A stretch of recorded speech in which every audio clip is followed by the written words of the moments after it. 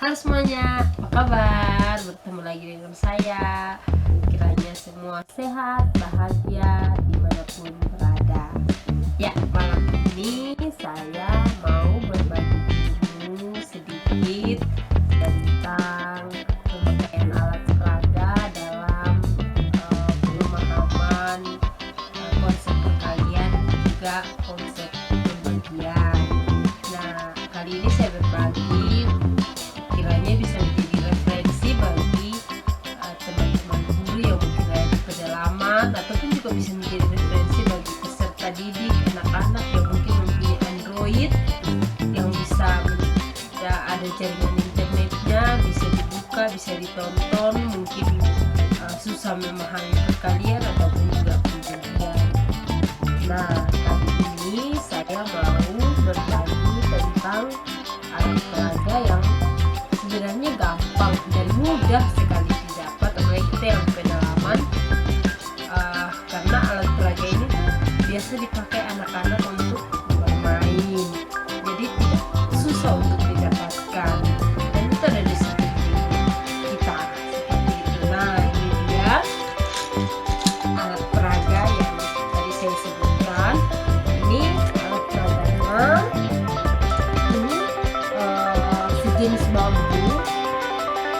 Kalau di tempat saya bahasa daerahnya namanya pinde, seperti ini ya. Ini biasa anak-anak pakai di sekolah untuk bermain. Kalau di sekolah biasa ada permainan yang ini terus dijadikan biasa tidak boleh saling bersentuhan. Jadi supaya anak-anak tertarik, oh ternyata permainan yang saya pakai bisa dijadikan pelajaran pakai belajar juga ya. Nah, seperti itu. Nah, bukan hanya ini. Nah, satu lagi ada karet gelang. Ini tidak susah ya, hampir di semua tempat tuh ada karet gelang karena banyak manfaatnya. Dan di sini juga anak-anak biasa pakai untuk bermain lompat tali, dan biasa dipakai untuk mengikat sayur, biasa ikat rambut juga. Nah, jadi kita pakai dua bahan ini saja. Nah, ini juga sangat membantu bagi peserta didik atau anak-anak supaya ketika mereka belajar mereka tidak bosan. Hari ini kita masuk perkalian, ibu guru suruh kita menghafal lagi. Nah, supaya anak-anak tidak bosan, tidak keluar kata-kata harus menghafal lagi. Caranya ketika anak itu bisa memahami, mengerti konsep perkalian, anak tidak perlu untuk menghafal perkalian karena dia sudah paham tentang arti dari perkalian seperti itu. Nah, jadi Bapak Ibu guru juga tidak harus marah-marah ketika anak tidak bisa menghafal. Nah, tapi dengan cara seperti ini kiranya bisa membantu peserta didik lebih mudah dalam memahami konsep perkalian, terutama untuk perkalian dasar seperti itu. Nah, kita mulai ya. Bagaimana ya cara pemakaian dari alat peraga ini ya. Sekali lagi ini namanya pinde ya. Ini pinde dan ada karet gelang. Yuk kita mulai ya. Nah, oke, kita mulai dari yang namanya konsep perkalian. Tetapi ada satu syaratnya. Ketika kita mau masuk ke perkalian, pasti sebelum perkalian pasti kita sudah belajar yang namanya penjumlahan. Anak-anak pasti sudah tahu penjumlahan, karena untuk perkalian ini itu sama dengan penjumlahan berulang. Jadi untuk masuk ke perkalian pasti sudah paham tentang penjumlahan. Nah, baik, kita masuk. Bagaimana cara pemakaiannya kita kerjakan bersama-sama ya. Boleh dilihat dulu bagaimana cara pengerjaannya. Oke, saya mempunyai pinde ya. Pinde saya hitung ya, 2, 4, 6, 8. Nah, atau 6 saja dulu. 6 pinde ya, kita siapkan 6 pinde. Terus saya siapkan 2 karet ya. Oke, saya siapkan 6 pinde, ada 2 karet. Nah, kita mau kerjakan seperti apa pemakaiannya. Oke, baik. Nah, saya punya 2 karet. Ya, boleh ya. Saya punya 2 karet, boleh yang berwarna biar lebih terang. Nah, saya mempunyai 2 karet. Masing-masing karet ya, kita ikat, masukkan 3 pinde. Kita ikat 3 pinde. Nah, di karet yang satu ada 3, di karet yang satu lagi ada 3. Ada tadi 2 karet. Nah, masing-masing karet kita ikat 2 pinde. Nah, kita ikat ya, seperti ikat rambut atau ikat sayur.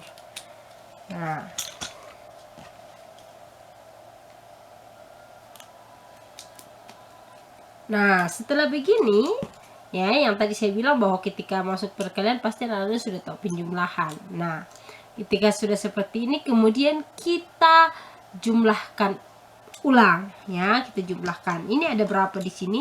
Ada 3. Kita tambah lagi dengan yang ada di sini. Jadi 3 pinde ditambah dengan 3 pinde sama dengan 6. Dalam perkalian itu bisa dituliskan dengan ya, tadi kan ada 2 karet ya, ada 2 karet, 2 karet ditulis dikali dalam 1 karet tadi itu isinya ada 3 pinde ya. Jadi 2 kali 3 sama dengan tadi kita jumlahkan ulang ya, 2 di karetnya ini ada, di dalam karet ada 3, 1 nih karet yang pertama, terus ditambahkan lagi karet yang kedua. Nah, penjumlahan berulang sama dengan berapa? 3 tambah 3 6. Jadi 2 kali 3 itu sama dengan 6. Seperti itu. Kita coba lagi ya. Oke, bagaimana kalau kita coba pakai langsung? Bagaimana ketika kita kerjakan 4 dikali 3. Nah, yang di depan ini itu adalah karetnya yang di depan. Terus yang di belakang ini itu adalah isi dari setiap karet ya. Kita coba kerjakan yang di depan. Ada berapa karet? Ada 4 ya. Oke, saya pakai berwarna biar kelihatan ya. Nih ada karetnya. Karetnya berapa? 4 ya. 4. Nah, di belakang itu kan isinya dari karet-karet yang isi dari karet ya, isi dari karet atau berapa pinde yang akan kita ikat. Nah, kita isi ya, sudah ada 4 karet, 1 2 3 4. Sekarang kita isi dalam setiap karet itu ada 4 ya. Mari kita coba. Sini 4. Di sini 4. Ini 4.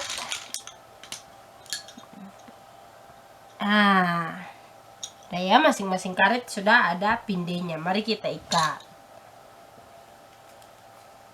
Oke.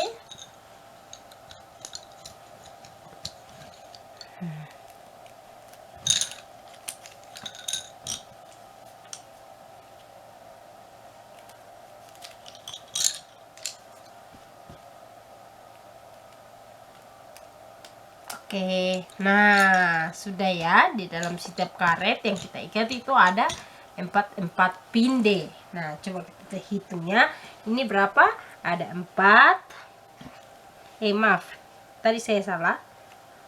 Bukan isi 4, isi 3, salah hitung. Udah terlalu bersemangat sampai salah hitung. Nah, ya. Tadi karetnya 4, 1 2 3 4 ditambah di dalam karetnya itu ada kita sudah siapkan 3. Setiap karet ada 3 pinde. Nah, sekarang kita hitung. Di karet pertama itu ada 3, karet kedua lagi 3, karet ketiga lagi ada 3, dan karet keempat ada 3. Nah, berapa semuanya? Nah, kalau anak-anak kita sudah mahir di penjumlahan, pasti mereka akan langsung jawab 3 tambah 3 tambah 3 tambah 3, itu pasti mereka akan langsung jawab 12.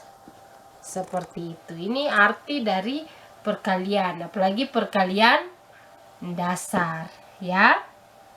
perkalian dasar. Seperti itu. Jadi perkalian itu sama dengan perjumlahan berulang. Tapi ketika anak kita sudah paham yang penjumlahan, maka dan dia akan bisa juga paham yang namanya arti perkalian, dan dia bisa kerjakan dengan baik. Seperti itu. Itu adalah arti dari perkalian dengan memakai alat peraga. Nah, alat peraga ini Bapak Ibu guru atau anak-anak juga bisa ganti. Jadi tidak harus pakai pinde. Kalau mungkin susah anak-anak, ibu guru kita malas cari, atau bu guru harus ambil ke hutan, bisa diganti alat peraganya. Boleh pindenya boleh diganti dengan kayu biasa, pindenya boleh diganti dengan batu, terus karetnya boleh dipakaikan, mungkin mau pakai daun juga bisa, terus bisa juga pakai piring. Kalau mau boleh pakai piring, pakai alat peraga dari rumah. Susah dapatnya pakai piring juga kalau mau, atau pakai gelas juga mau, tergantung apa yang kita mau pakai sebagai wadahnya. Seperti itu. Nah, itu dia pemakaian alat peraga untuk konsep arti perkalian.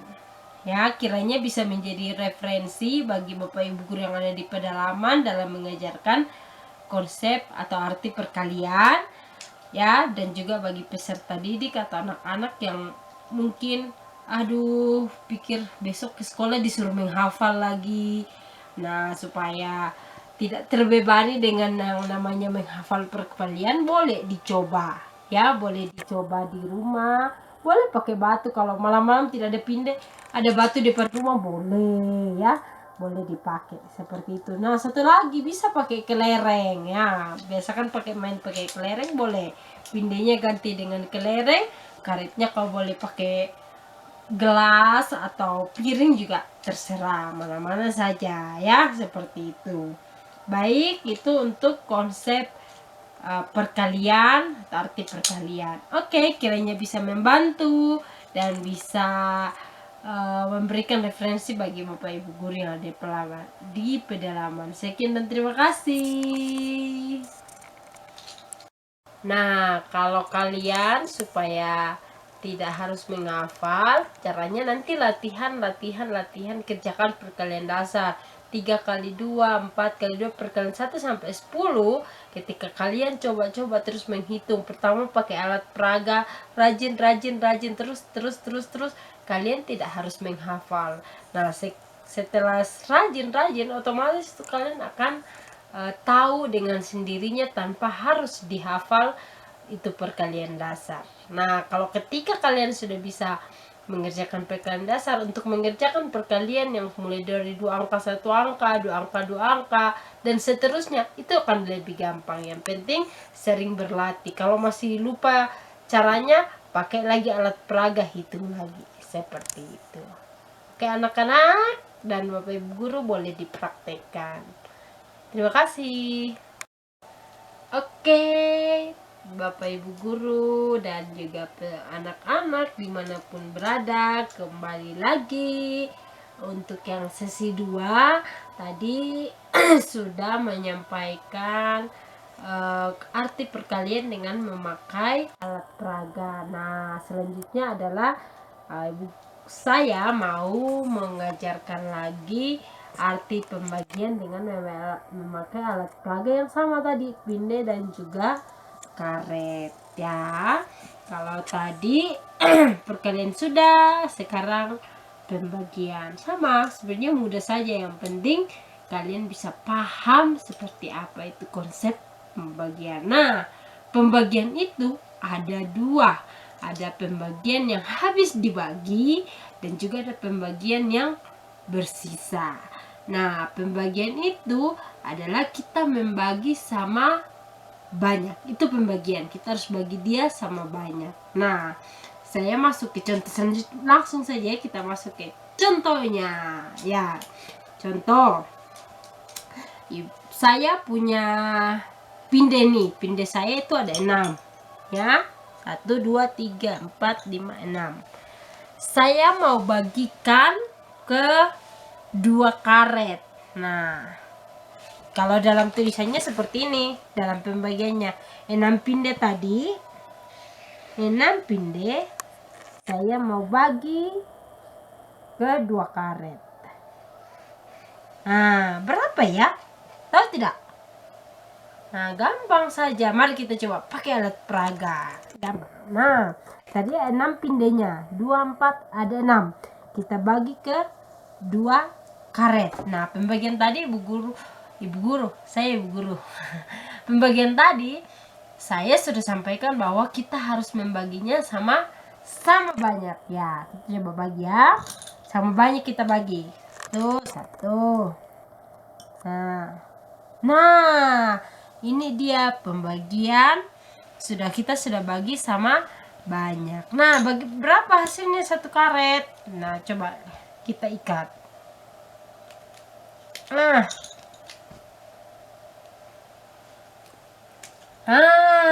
1 karet isinya berapa? Berapa ini? Kita hitung. 1, 2, 3. 3 berarti karena kita bagi sama banyak, dia dapat 3, saya yang satunya lagi dapat 3. Jadi 6 dibagi 2 itu sama dengan 3. Yuk kita coba lagi latihannya. Oke, saya kasih contoh ya. 12 dibagi 3. 12 dibagi 3. Berapa ya? Nah, kita coba ya. Ada berapa pindenya? Ada 12. Kita hitungnya. 2, 4, 6, 8, 10, 12. Nah, ini sudah ada 12 pinde. Oke. Kita mau bagi ke dalam 3 karet. Kita siapkan 3 karetnya. Tuh. 2, 3. Nah, ini sudah ada 3. Ada 12 pinde dibagi ke 3 karet. Nah, pembagian tadi saya bilang bahwa kita harus bagi dia jadi sama banyak ya. Oke.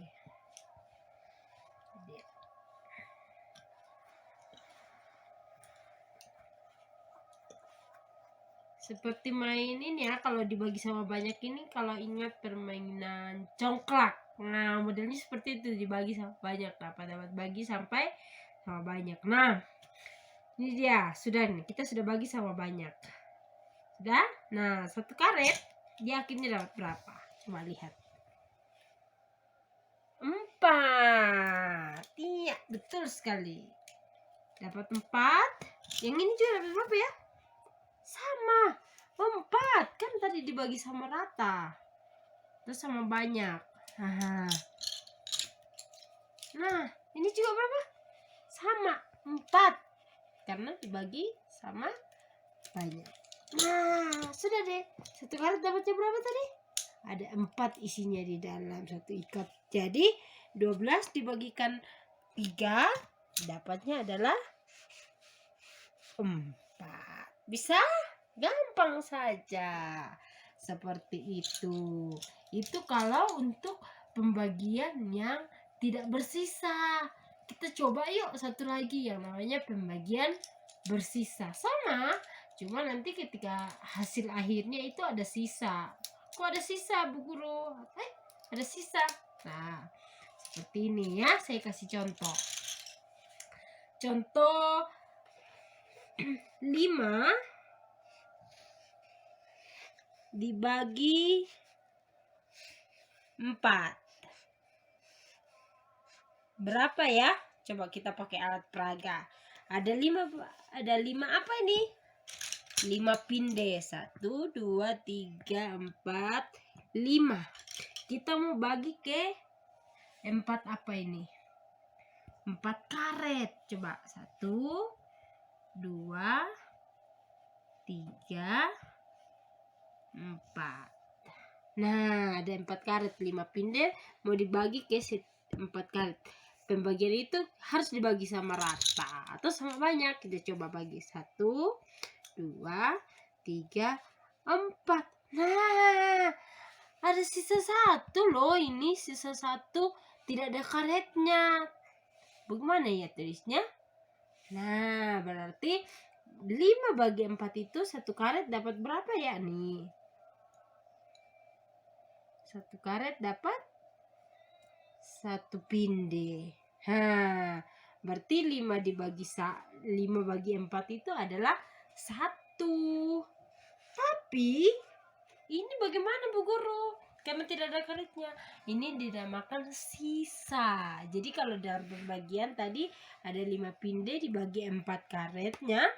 Setiap 4 karet ada sisa 1. Jadi ditulis 5 bagi 4 sama dengan 1 sisa 1. Karena dia ada sisa 1.